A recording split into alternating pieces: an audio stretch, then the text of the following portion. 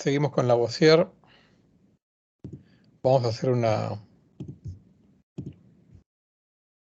recapitulación luego de esta narración que acabamos de hacer sobre estos experimentos en cuanto a el aire fijado en la calcinación de los metales en estos años importantes de 1772 y 1773.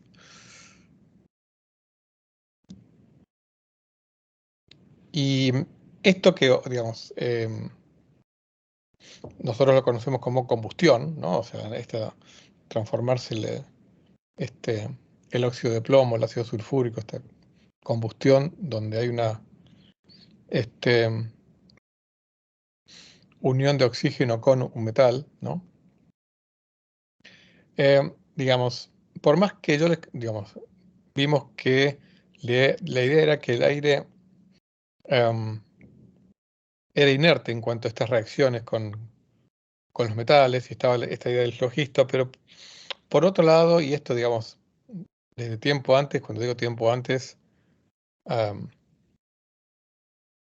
claramente sí había una relación entre la respiración y el aire. Obviamente, esto hasta es una perogrullada, ¿no? O sea, digamos, para eso podemos irnos no solamente hasta los griegos, sino hasta el hombre primitivo, ¿no? O sea, que hay una relación entre la respiración y el aire, pero si hay una relación entre la combustión y el aire, ¿ok? Entonces, uniendo estas dos consideraciones, una conocida desde hace milenios y la otra siendo descubierta paulatinamente en esta época, entonces quizá hay una relación entre la combustión y la respiración. O sea, ese es el razonamiento. Ante la evidencia de que hay una relación entre la respiración y el aire, pero ahora también hay una relación entre la combustión y el aire,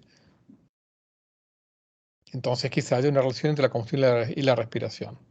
Ahora, esta relación ya había habido quienes habían sugerido algo al respecto, como que la respiración puede involucrar combustión, pero en el sentido, digamos, bueno, de la teoría que uno tenga, ¿no? Por ejemplo, que la respiración puede involucrar absorción y liberación de flogisto, por ejemplo, ¿no? Entonces,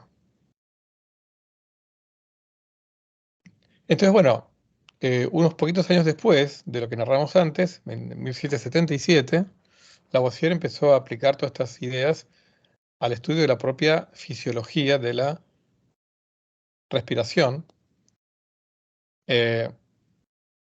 Y parte de estos trabajos los hizo en conjunto con Laplace, del cual hablamos antes, y que digamos, posteriormente a estos años se va a destacar por sus contribuciones a la mecánica celeste, como vimos, ¿no? Pero bueno, también en su juventud, tuvo colaboración con Lavoisier,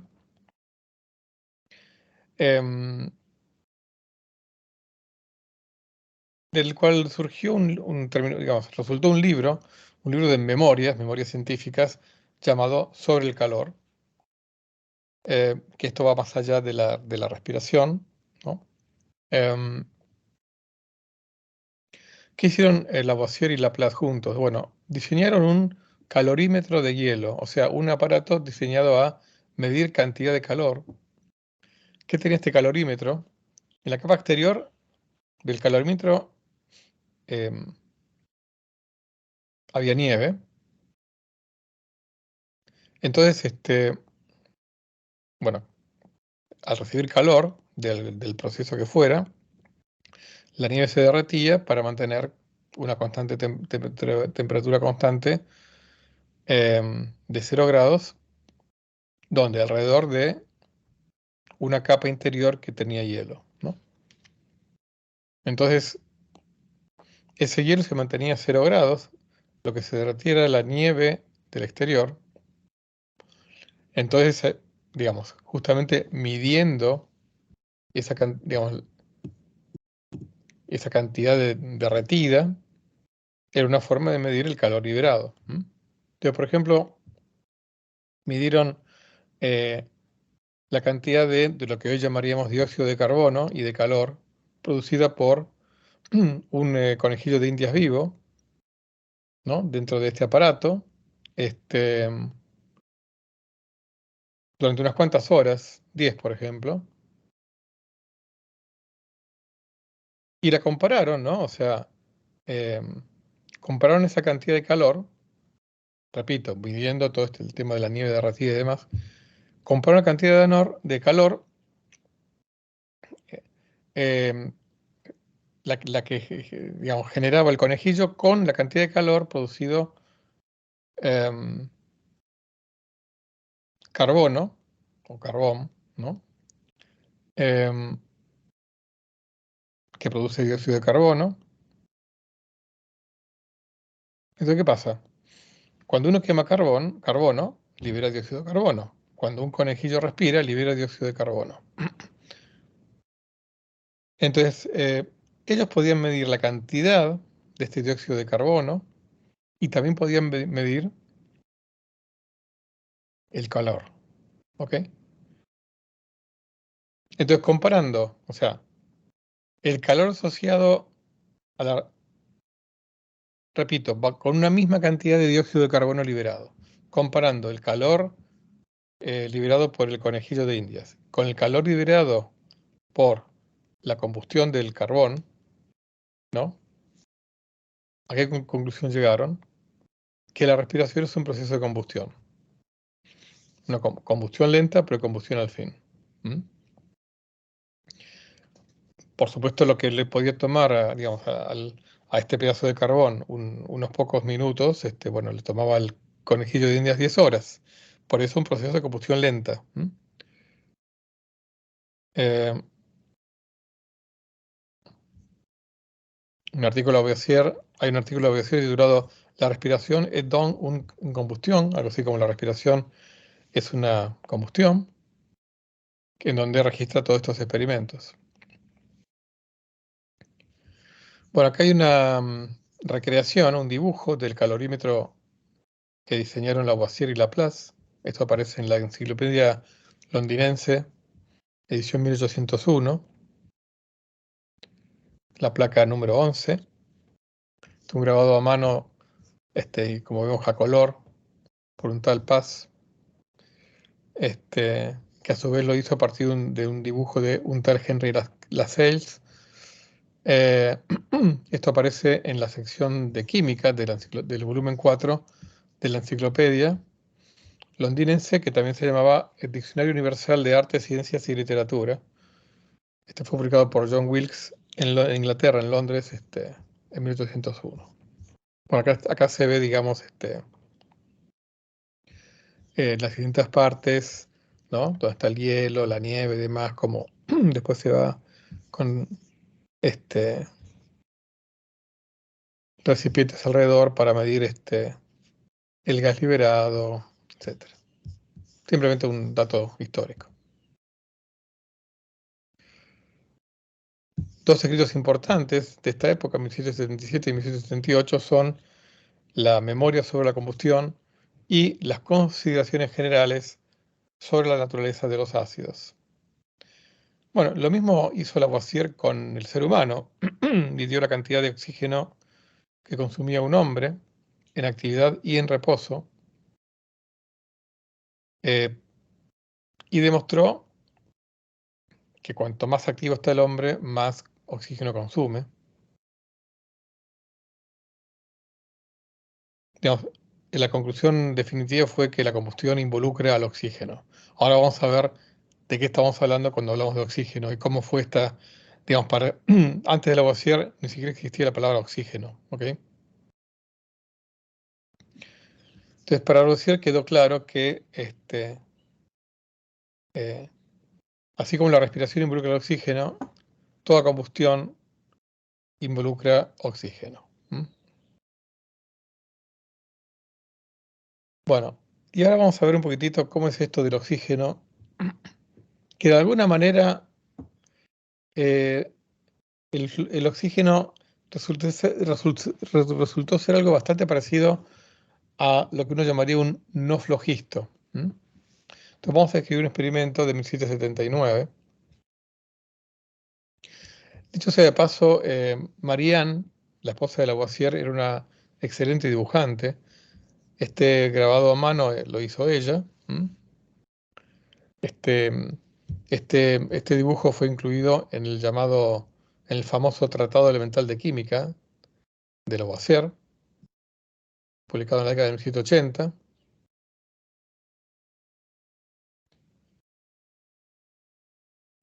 Entonces, bueno, ¿qué hizo Lavoisier en este año? Bueno, acá está una retorta con cuello de cisne. Es evidente porque se llama así, retorta con cuello de cisne,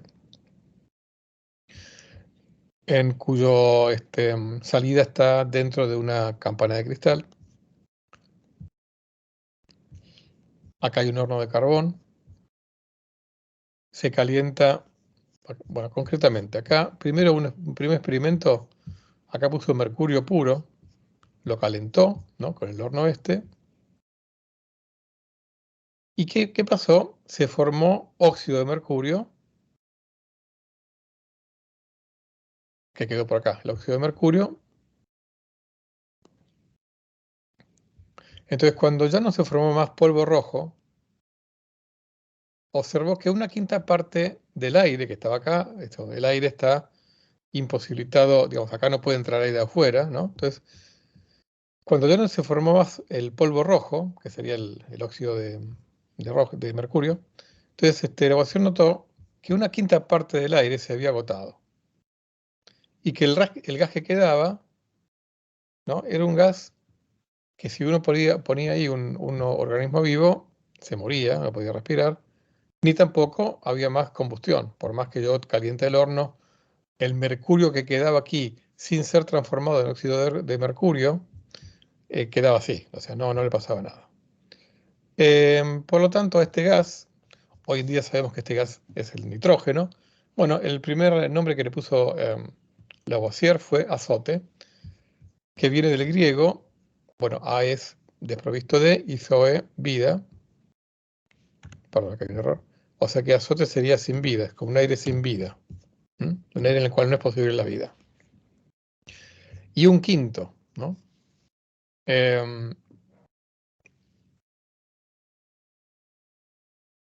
Hoy en día sabemos que del aire común no es exactamente un quinto, ¿no? El oxígeno es más o menos un poquito menos de un cuarto, o sea, es un 23-24% del total. Pero bueno, dentro de los límites de error es un gran éxito de este experimento, ¿no? O sea, ver que el aire, entre comillas, involucrado en la combustión es un quinto del aire total disponible. El aire que se puede fijar, ¿no?, en este caso en el óxido de mercurio, es un quinto del aire total. Entonces, lo que se empezó a dar cuenta Lavoisier es que en este proceso de combustión no es flojisto lo que se libera del mercurio, sino que es este aire que se fija. Por eso digo que es el oxígeno sería algo así como un neg flojisto o un no flojisto, porque lo que ocurre es algo que fluye en dirección contraria. No es flojisto lo que se libera, sino que es oxígeno lo que se absorbe. Y bueno, así es como vamos llegando al bautismo de Lavoisier, de este aire que se fija, como lo termina llamando oxígeno. ¿Qué hizo Lavoisier? Bueno, este óxido rojo, el óxido de mercurio, lo retiró, lo puso en una retorta similar, ¿no? Lo calentó, ¿no? Entonces, lo que logró es obtener el mismo volumen de gas que había desaparecido en el proceso anterior. ¿Ok? O sea, recuperó el oxígeno que había sido fijado. Con lo cual obtuvo oxígeno puro. O sea, digamos, si este experimento, justamente ya para esa época, como vimos en otras clases, las bombas de vacío ya estaban muy desarrolladas. el proceso de liberación de oxígeno por parte del óxido de mercurio, de cualquier óxido, se favorece si este proceso de calentamiento se produce en un vacío o un buen vacío, ¿no? Se libera el oxígeno. Entonces, este aire lo usó luego para hacer experimentos y lo que notó Lavoisier es que las llamas ardían mucho más intensamente y que pequeños animales, como conejillos de indias, estaban más activos de lo normal. E incluso lo experimentó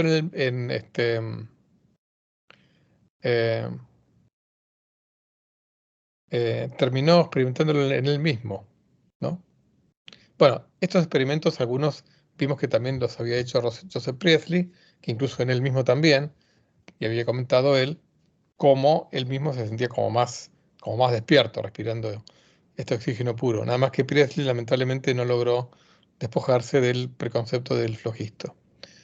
Eh,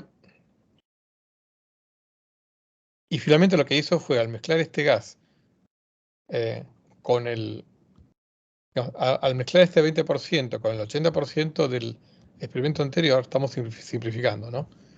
Lo que obtenía era una mezcla muy similar al aire común. O sea, lo que Lavoisier se dio cuenta es que había descompuesto el aire común en dos partes y luego las podía volver a combinar. ¿Mm? Entonces, finalmente a este aire, el aire que se fijaba, lo terminó llamando oxígeno. ¿Por qué lo llamó oxígeno? Bueno, también del griego. Oxus significa ácido, el griego, y gen, bueno, como sabemos, génesis, genética, significa engendrar. Entonces, lo llamó oxígeno como significa aire que genera óxido, perdón, aire que genera ácido, ¿ok? Oxígeno. De ahí viene el nombre que le puso Lavoisier. Las otras, el otro, como dijimos, el otro aire lo llamó azote, el actual oxígeno. ¿Mm? Muy bien, otro aporte de Lavoisier fue en 1783, ahí junto con Laplace, esto para recordar, en 1779. Acá vamos a 1783. Lograron sintetizar agua. ¿Cómo hicieron esto? Bueno, él,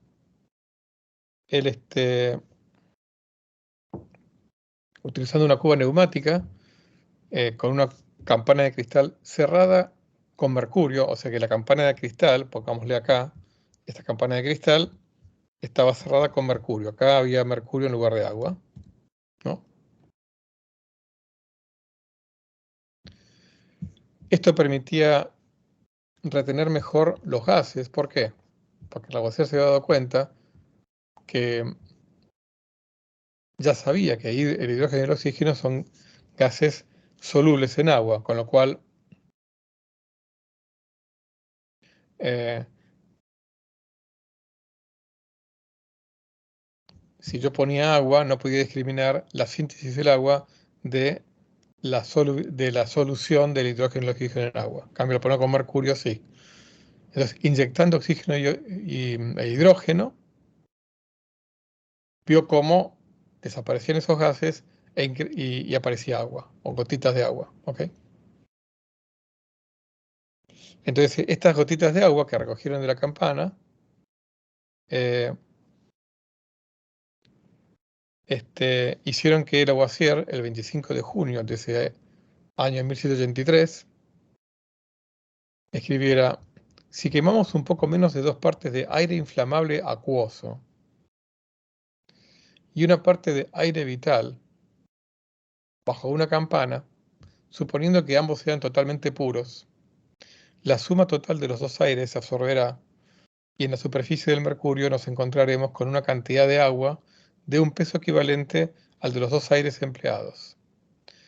Esto nuevamente lo citamos, esta cita está también en el libro de Smart-Bell, Lavoisier en el año 1 de la Revolución. Eh, Este aire inflamable acuoso es la forma en que Lavoisier llamaba al hidrógeno. El aire vital, el oxígeno, La palabra oxígeno la va introduciendo paulatinamente y se va aceptando paulatinamente, ¿no? Tanto por Lavoisier como por los demás. Em,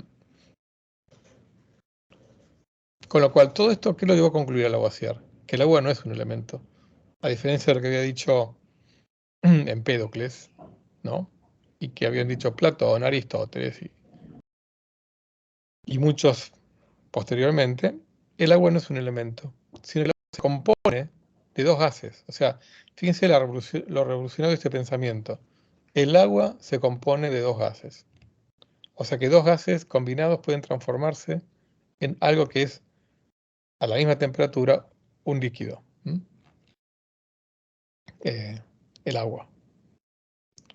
Por supuesto que la reacción de combinación de hidrógeno y oxígeno es exotérmica, ¿no? Por eso es que eh, al combinarse agua se libera calor.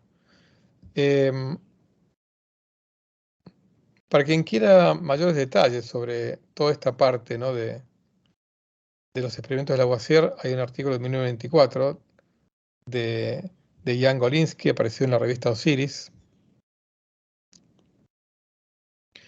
llamado Instrumentos de precisión y el orden demostrativo de la prueba en la química de Lavoisier. Acá hay un montón de datos históricos e incluso también técnicos, ¿no? Sobre todo esto.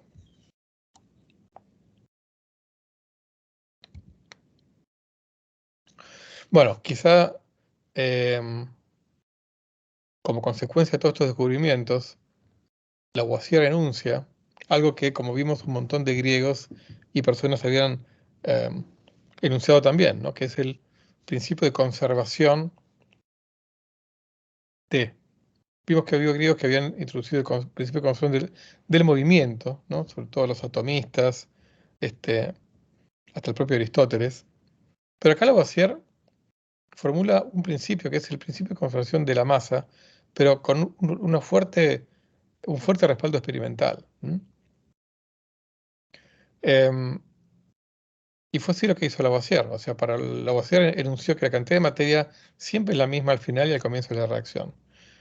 Pueden dos gases transformarse en agua, como vimos recién, pero la cantidad de materia total siempre es la misma.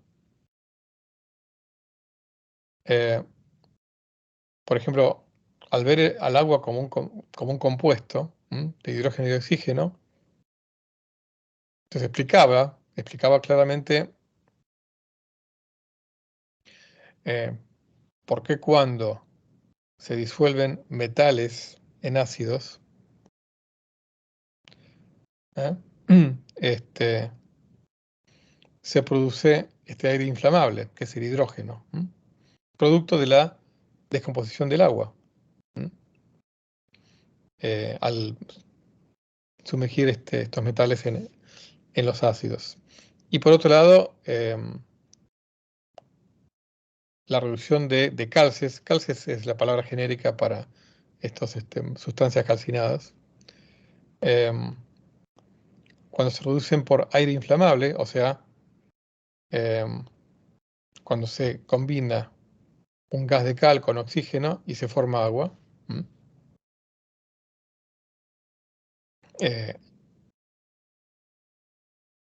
digamos, al ver al agua con un compuesto, permitía entender estos procesos, salvaguardando esta idea que ya se firma en Lavoisier, que es la de la conservación de la materia. Bueno, en este tratado que ya mencionamos, que tiene muchas ilustraciones de la esposa de Marianne, el Tratado Elemental de Química de Lavoisier, publicado en 1789, justo en el año de la Revolución Francesa, Lavoisier, ahí deja bien aclarado que el concepto de elemento es el de una sustancia simple que no se puede dividir mediante ningún método de análisis químico conocido.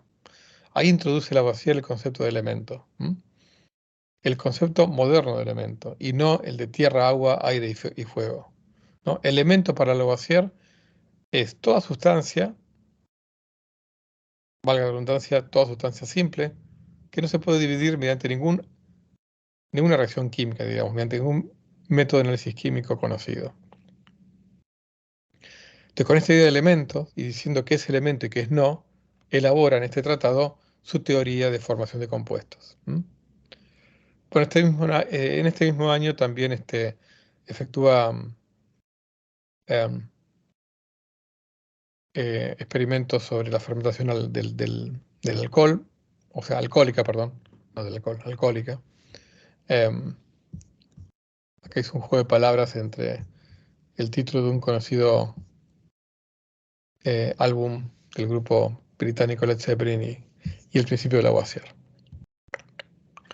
Bueno, yendo a otras cuestiones de la vida de Lavoisier, como les comenté, Lavoisier trabajó de administrador en la Ferme General, ¿no? El organismo privado de recaudación de impuestos, que como les dije era muy odiada, porque bueno, era una institución privada, los socios de esta entidad ganaban mucha plata, producto del cobro de comisión. Pero bueno, Lavoisier en su momento con una parte de su herencia compró acciones de esta asociación, lo cual le permitió, los dividendos anuales le permitió financiar buena parte de sus experimentos. Así que bueno, en parte era en pos de la ciencia, digamos, pero bueno, lo cierto es que eh, había muchos términos secretos, digamos, de los contratos que tenía la Fermé General con la corona francesa que no se conocían. Los agentes de recaudación estaban armados, con lo cual eran bastante violentos. Eh, pero además se sumaron acusaciones que en general se consideran apócrifas o infundadas, como por ejemplo la de vender tabaco adulterado. Eso, el consenso de los historiadores es que eso es falso. Lo demás uno puede entender que haya bronca con Lavoisier, digamos, como puede haber bronca por la Fermé General en general, pero digamos no lo de vender tabaco adulterado.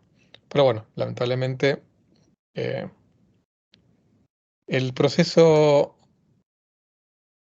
es largo de contar, no lo vamos a contar acá. Esto está narrado con bastante detalle en este libro que les recomiendo de Smart Bell, Lavoisier en el área 1 de la Revolución.